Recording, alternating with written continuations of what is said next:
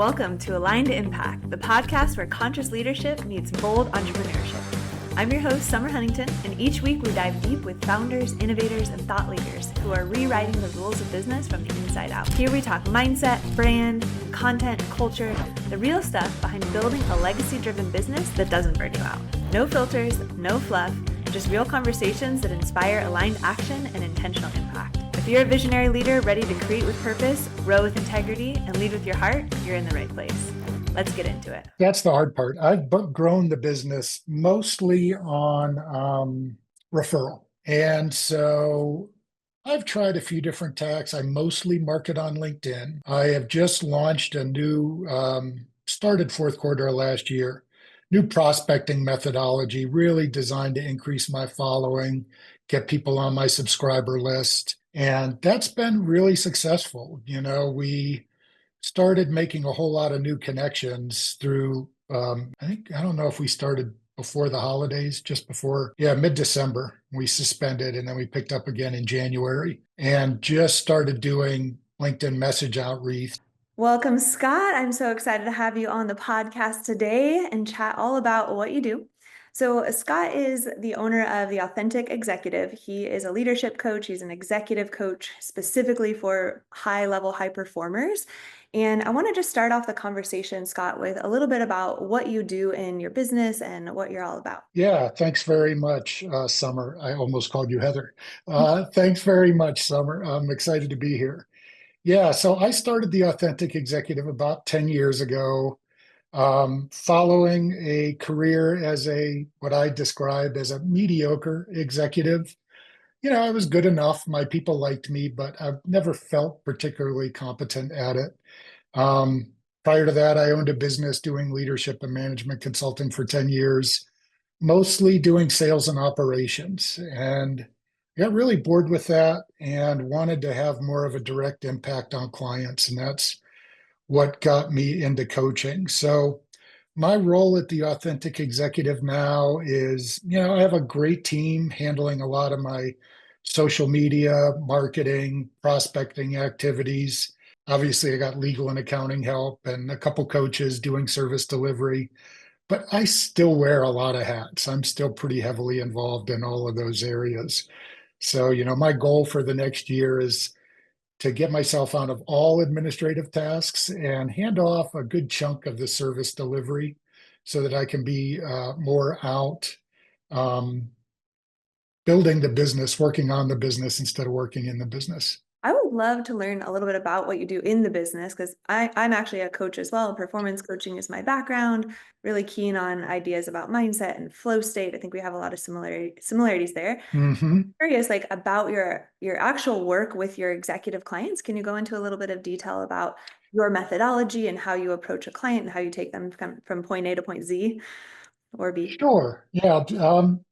So I work mostly with senior level executives, C-suite executives at startups as small as $10 million and 30, 40 employees, all the way up to publicly traded companies with thousands, 7, 10,000 employees, billions of dollars in revenue. And one of the interesting things working across that whole spectrum of companies is executives consistently have the same challenges. And the two big ones they come to me saying, this isn't sustainable. They're doing the job. They're getting results. People like what they're doing. But they say to me, if this is what it takes to do the job, I can't do it long term. It's just too much. The second thing is, how do I get more ownership from my people? And I think it's very interesting because those two things are directly related. Most of these people were successful. These executives are successful because they were very focused on delivering results and they were good at it. So they either got some capital and started a company or they got promoted to the C-suite and now they're still in that mode. I got to deliver results. And that leads to a bunch of behaviors that disempower their people. They need to know everything. They have a trouble handing things off. When they're not confident something's going to get done, they take it back and do it themselves, which leads to them being burned out and telling me this isn't sustainable and their people feeling disempowered. And eventually disengaged. So what I do is really work with them on trusting that if they let go of results, connect deeply with themselves, what's important to them, the culture they want to build, the impact they want to have, and with the people around them. What happens when you get to that level of connection is you actually restore dormant neural pathways. There's a great quote by Einstein.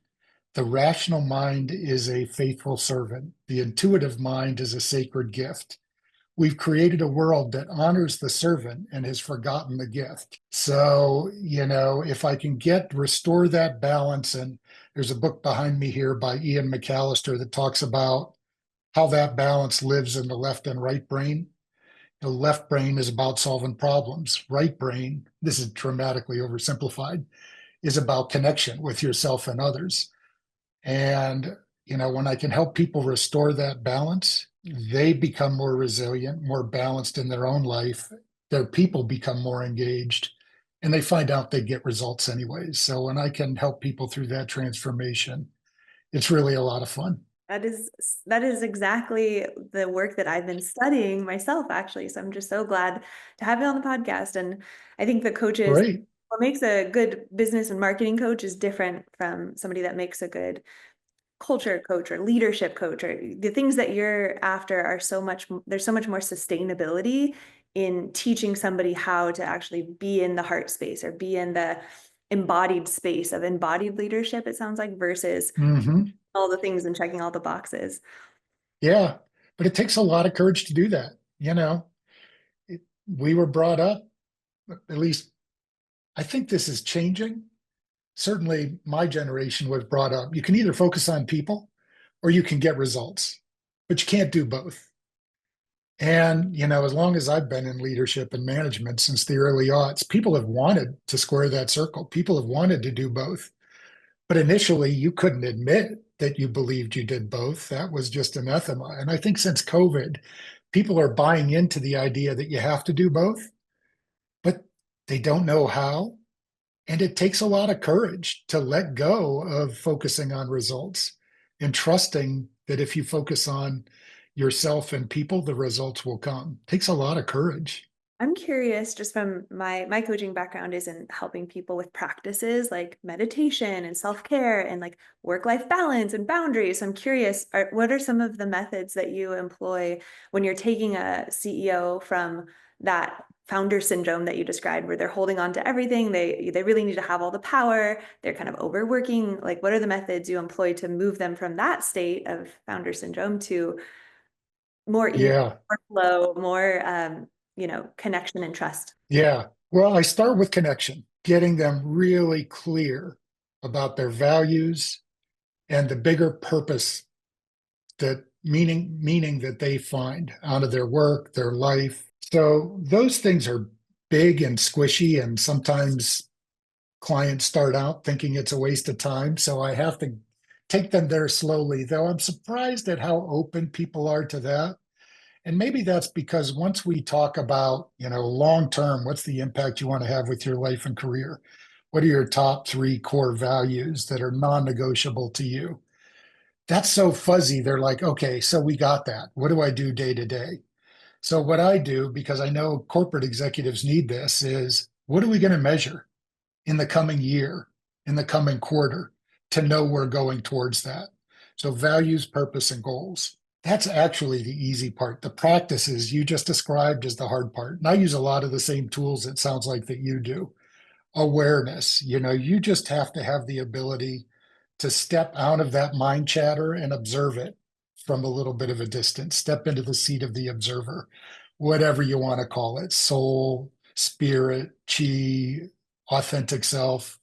Um, you have to just create that sliver of distance of objectivity for people. Second step is tolerance for emotional discomfort. If you can't be comfortable feeling fearful that you're not going to make the quarter, or that somebody's going to drop the ball, or disappointed at what's happening in your industry or marketplace, or losing the sale, if you can't sit with that discomfort, you react instead of respond.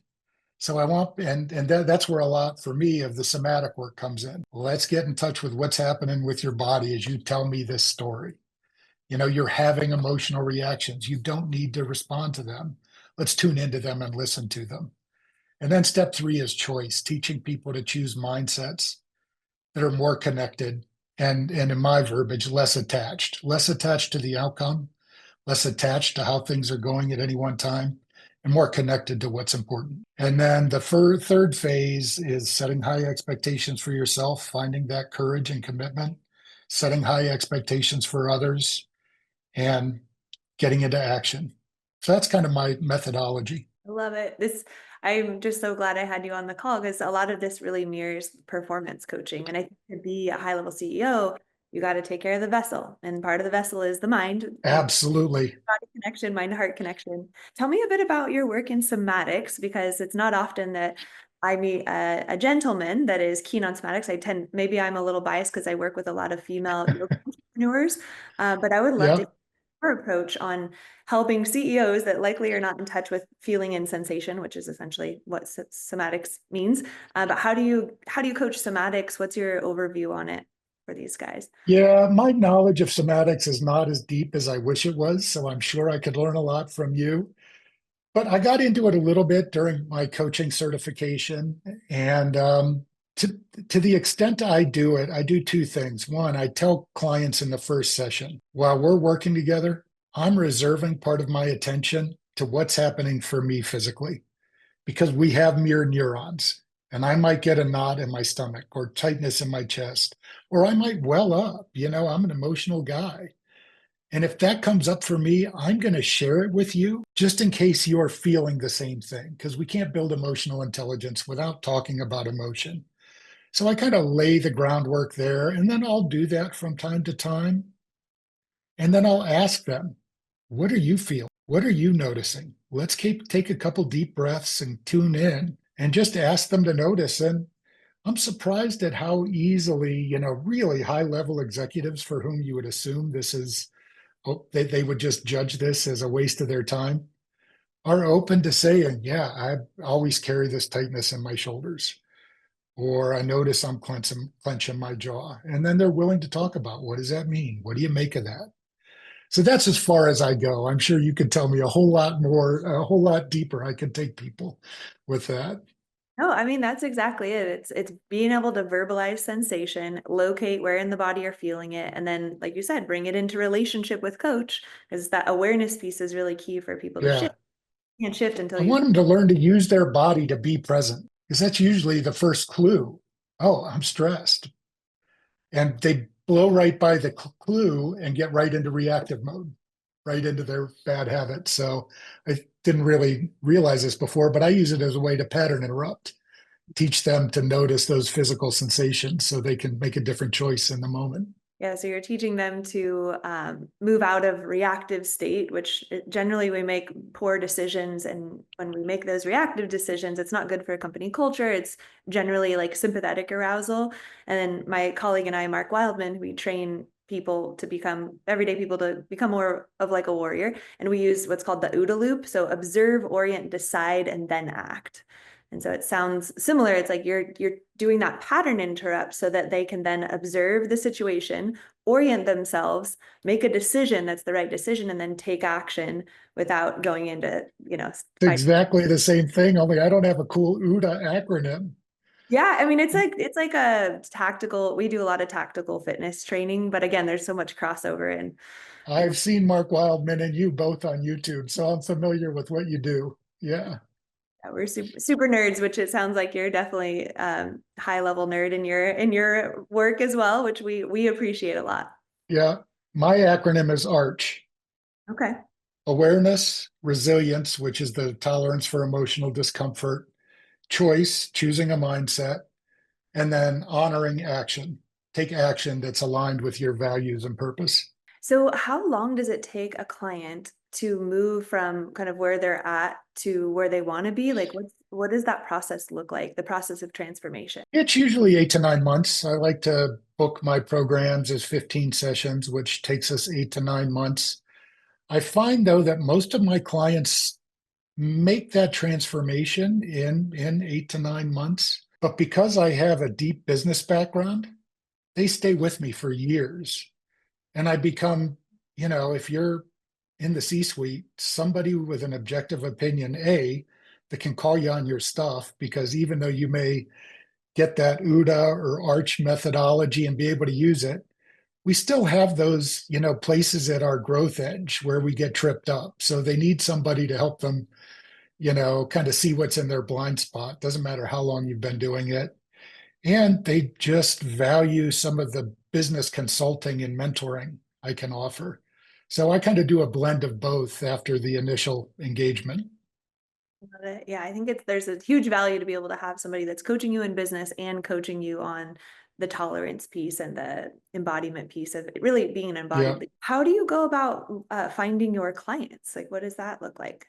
That's the hard part. I've grown the business mostly on referral. And so I've tried a few different tacks. I mostly market on LinkedIn. I have just launched a new, started fourth quarter of last year, new prospecting methodology, really designed to increase my following, get people on my subscriber list. And that's been really successful. We started making a whole lot of new connections through, I don't know if we started before the holidays, just before, yeah, mid-December. We suspended and then we picked up again in January and just started doing LinkedIn message outreach. And to my surprise, we're already booking appointments.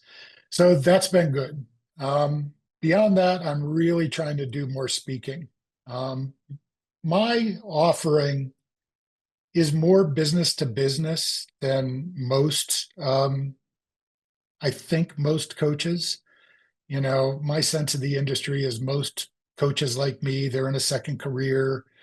They got laid off. They got bored with the corporate gig, one or the other. They got a certification. They hang out there, shingle as coach. I mean, that's what I did 10 years ago. And you're selling to corporate people, but it's still kind of a business to consumer sale. And I'm trying to build a firm where people aren't bringing in Scott. They're saying, we're bringing in the authentic executive, not we're working with Scott. So that's been a little harder to crack. So yeah, LinkedIn marketing and public speaking. I'm applying to get on a TEDx stage. So I'm sending out applications every week to talk about some of what we're talking about on a TED stage. So that's a big part of my marketing strategy this year. Love it. I've definitely applied for some TED Talks myself, and it's a state Good. badge of honor to be able to do the TED Talks for sure. Have you Have you landed one yet? No, I mean, I haven't been putting a ton of effort to that. I mainly just Okay. focus on like YouTube content, this podcast. I'm curious, do you do any sort of virtual master classes for your community, like long form content where you're coaching on a topic, or is that something that maybe you'd be curious about in the future? I would absolutely be curious about it. So what I have done, I got into coaching because after selling leadership and management solutions for 15 years, I got really disenchanted because the ROI on those is very low because we give people great content. No knock on the classes, they're great, but that's the easy part. We send people back into the same environment with the same stressors, the same pressures, the same boss who more often than not doesn't reinforce what we're teaching people in the class, whether it's digital or face to face, and with the same internal wiring. So I got into coaching to help people with the internal wiring piece. Now my clients keep asking me for training. So I have started to offer training in corporations, which is a series of workshops and it coaching included. I won't sell the workshops on their own because I just tell my clients it's a waste of your money. Um, and they're receptive to that. I've certainly thought about making those digital, self-paced, asynchronous courses that would also include a group coaching, a one-on-one coaching, a mastermind type component. I just haven't pulled the trigger on it yet. Again, back to our previous conversation about a podcast. I can't get over my old school ways of does the world need another program? So yeah, that's where I am with it. I'm very interested in it. I need the monthly recurring revenue. I need a more self-sustaining funnel. My goal is to make this a sellable business. I'll probably never sell it, but I want to be more CEO and a little less coach. So that's got to be part of the program at some point. I'm right there with you. I mean, I'm methodizing my Steel Mace Vinyasa work and training other coaches to teach the seminars. And I think that's a big piece of it is we got to train our people. Can you talk a little bit about the coaches that you have in fulfillment and kind of what their roles are, how long they've been with you, and how they're continuing to Yeah. figure out your work? Yeah, they've been with me for about 3, maybe going on 4 years, delivering some of these big corporate programs. One of them is a designer, so taking my content and helping make it interactive for a group workshop and appealing to a lot of different adult learning styles and using a lot of different methodologies. And they're both certified coaches. One of them is certified in conflict mediation and sales. One of them is certified in group coaching work. And so, they take one-on-one clients. I have more and more of my corporate clients asking me, rather than working with 10 or 15 different individual coaches, we want to work with one firm. Can you offer us more coaches? And can you offer us a diversity of coaches? And so that's part of I resisted that for a number of reasons for about a year, but I've now gotten 3 requests from really big clients. And I'm like, I'm just going to do it because I think it moves me to that next step in we're hiring the firm. We're not bringing in Scott, you know? So, yeah. Love it. I'm very interested in that work, so we definitely should chat. Cool. So Yeah. bit about going back to the business side of things. Obviously, I'm a business coach. I'm always curious about the 5 pillars of your business because you're helping other people. You've got this one aspect of your business where you're helping other people, but let's zoom in on your business. Tell me a little bit about your strengths as far as I think of like the 5 pillars of business: your lead gen, your lead nurturing, your sales process, fulfillment, and then client retention. Which of those do you feel like are the strongest right now, and which are the ones that you want to continue to hone? Give me the last 3 again. Um, Client fulfillment, or sorry, heart-centered Yep. sales, heart-centered sales, client fulfillment, which is the actual product. Like sounds like right now you're the main one in fulfillment, and then retention, which is does the client stay on Yeah. and go into another offer, or do you have client longevity there? Yeah. Fulfillment and retention, client fulfillment and client retention, I would say are very strong. There's certainly an opportunity to hand off some of the fulfillment that I'm doing for others. Um, I think I'm saying strong because we have very satisfied clients and a track record of delivering results. Now, too much of that's dependent on me. Lead gen and lead nurturing, still an issue. Still trying to crack that nut. And I find trying to keep up with marketing and algorithms in a social media attention economy just forever frustrating and exhausting. So and I have good people who are working on it. And I don't know why we haven't cracked the nut yet, but we haven't. And maybe I'm part of the problem. I got to be open to that too. I mean, things change in the digital marketing and even in ad marketing. I've All the time. every like month. So, and consumers get more How do you stand out? long Yeah. content. I mean, it's really about building our brand, as you know. It's like getting your face out there, getting your ideas out there. People need to kind of know, like, and trust you virtually and be able to consume that long form content prior to getting on a call. And then they're usually when people book a call with me, they've already made the decision of whether or not they're going to work with me at that point. But yeah, it's Yeah. a changing, living, breathing. So let Or me ask you a question. absolutely. If I'm looking to attract individual clients, totally agree. They got to know you and trust you. They have to have a digital experience of you. I trust your stats on 2 to 7 hours of long form content. But if I'm trying to sell to a corporation, they're not going to consume 2 to 7 hours of long form content. And that's where I get hung up. How do I do that? What advice would you give me? Yeah, I mean, there's a few different ways. There's definitely, have you heard of Apollo? No.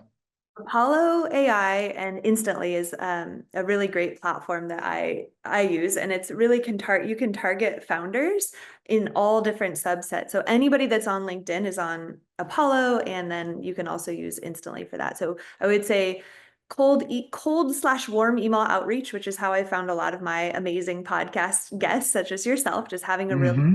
dialed in approach for that and doing it at scale. When you want to kind of duplicate your efforts utilizing things like AI and utilizing mechanisms that are there to provide like the initial messages from me, but I want to cast a really big net. And then I Hmm. love like making that first point of contact, warming people up, making sure it is a good fit, making sure I feel alignment there. So it's a process. So I'd say definitely check out Apollo and Instantly for B2B cold outreach where you're getting in front of the founder or the decision maker. You can also target president, CEO. You could target like CFO, whoever it is that's the decision maker. You can basically get direct email access to them or have Hmm. obviously your team would probably do that. And then I would say master classes. I have a good friend who's in business advising and doing master classes that are high level topics that are really showing your knowledge. But the master class title and the opt-in form is super key too. It has to be like a very concise title that's something that they want to spend, 30 or 40 minutes listening to. And then marketing that within your warm email list and then marketing it on LinkedIn. I usually do like a 30-day runway for marketing master classes. And then the masterclass method, it's been going for the last couple of years Hmm. now, but it's like there is usually a pitch or a call to action at the end of that for the offer. And so Hmm. I've done master classes since the pandemic started, so probably like the past 6 years. It's helped me build my email list with my ideal audience. It's a great way to have long form content assets that I can just deliver and have live forever on lead pages. So yeah, I would say Hmm. those are two ways that I go about it. Happy to answer any questions. Love it. Love it. So that's very helpful. And I realized when I was asking you the question, a big assumption. Yeah, go The for it. assumption I made is those people aren't going to watch 2 to 7 hours. Well, they're still on their phone at night, laying in bed on YouTube or Instagram or Facebook or wherever. They absolutely might. That's a huge assumption, a limiting assumption I was making. Yeah. Yeah.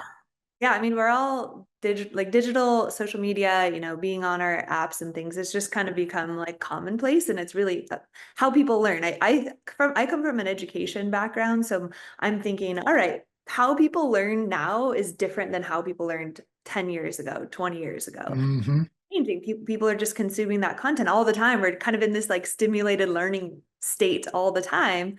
But I think when you have a compelling masterclass that really solves a problem and you focus on soft teaching instead of hard, like teaching the what and the why, and then save the how for the offer. But that's generally a way that really piques curiosity and gets a person to have like a move or a shift in their consciousness on that masterclass. So again, the masterclass piece is fun because people get to feel your energy and you get to show them the path that is possible. And when a person has that physical response of like, oh, I see the path, I'm having a shifted consciousness, that's generally when like you want to kind of find empowered buyers who are in that research stage where they want to actually shift and they've been researching and they're ready to make a shift versus like, Hmm. so there's a whole like psychology behind it I could nerd out on, but I'll save it. Love it. Love it. That's the nut I'm trying to crack. So we're talking at the right time. Yeah, it's just taking all that you know about what you teach in somatics and then applying it to the digital realm. Yep. Yep. Uh, Good.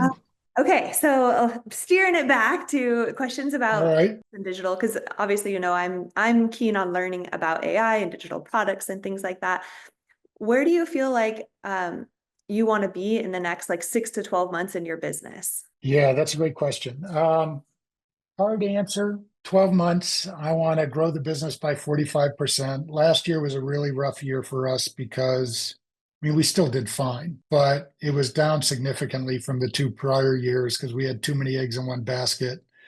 Our biggest client lost a bunch of huge contracts. Stock took a huge hit, and that work came to a halt. So the good news is now our prospecting, our lead gen activities, we don't have all our eggs in one basket. We're on track to do that 45% increase based on our Q1 results. So those are the hard numbers. In terms of my time, I want to get out of all administrative tasks, get on a most, 50, 60% of the service delivery and spend my time on client acquisition. I hope to hand that off next year, but and out speaking and writing and generating content.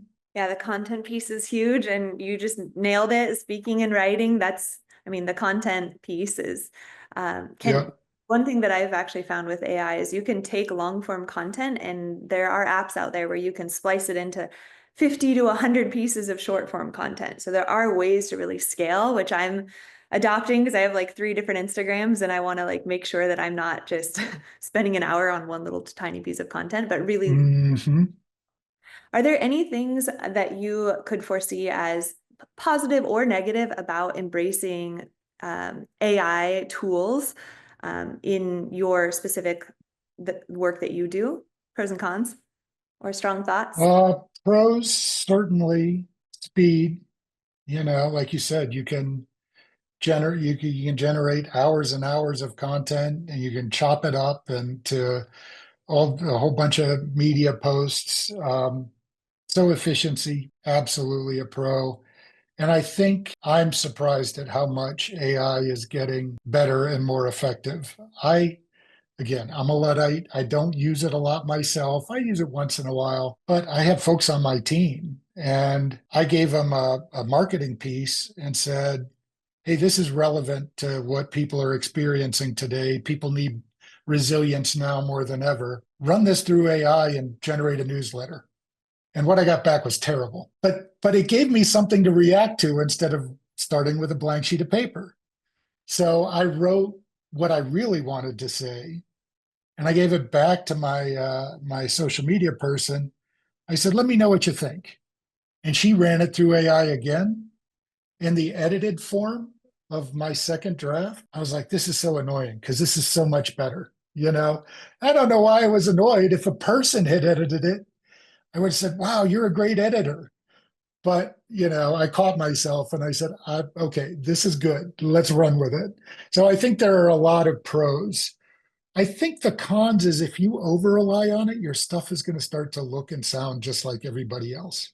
I think that's the potential con. Yeah, absolutely. And I think original thought, being like a thought leader and, having a lot of original ideas, I'm really grateful, and I'm sure you are too, that I had that opportunity before AI existed to actually come up Yes. with my own ideas. But some people, and I coach a lot of folks that they just stare at a blank screen, and it's really hard for people to tap into that creativity and that flow state.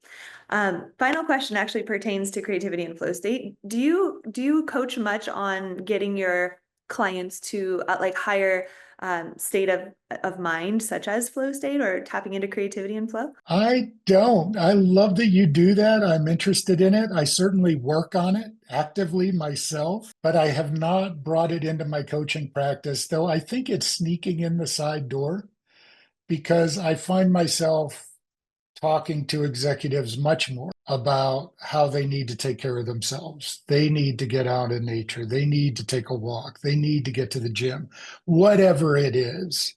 And I'm starting to actually do some consulting. I work with a trainer here, and I'm starting to offer clients because they're like, oh, God, you're getting great results working with a trainer. How do I find one near me that's not just some, musclehead who wants to help me body sculpt? And so I'm starting to hook him up with clients. So, that's in my mind, that's flow state adjacent. I know what you do is much more sophisticated than that, but yeah. Maybe that's a part too of the your business in the future is tying that into the firm and what the firm offers. Because I Taking think, care of the whole person. The other thing I want to offer, because I used to work in a therapeutic wilderness program, is executive wilderness retreats. tell me Not more like, about that. That is fascinating. yeah. I'm into that stuff. Well, it would not be a curated, this would be Sherpa-less wilderness retreat. Carrying your own stuff, sleeping on the ground, no cots, starting your own fire, cooking your own food. Because what I found working with teenagers who were struggling is when you strip away everything else, you gotta face your stuff. And I think getting people who are used to having power, who are used to having authority, who are used to being able to call the shots, and getting them really uncomfortable is going to really accelerate them kind of seeing what's in their blind spot. The perfect example, you get a group of people, there's going to be your overachiever who wants to go fast. There's going to be somebody who's slowing down the group. That's going to create tension. And all I have to do is ask, how does that come up at work? So I just think it would be really cool for the right type of client. I mean, I could see that being a very popular addition to your offer suite for sure. The Yeah. 4Cs, containers, combustion, when you're out in wilderness, coverage, cord. Mark taught me all this stuff, but you're exactly. Yeah. I've got all those skills. I can make cordage. I can start fire, friction fire. I can do all that. Yeah. I hope to see that you add that addition to your offer suite here in the future. I'll check in with you about Soon. it. Yeah. Good stuff.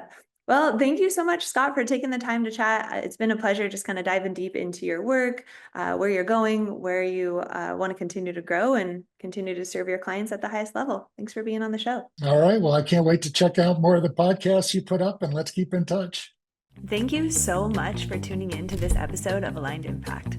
I'm truly grateful to have you here in this growing community of leaders, innovators, and conscious change makers. Check the show notes for all the links and resources we mentioned today, and you can explore more of my work and programs over at FlowShala.com or connect with me on social media at Summer Huntington and YouTube as well for behind the scenes movement inspiration and business tips. Stay tuned for more episodes of Aligned Impact that inspire you to lead with intention, get empowered, and create aligned impact in your life and your community.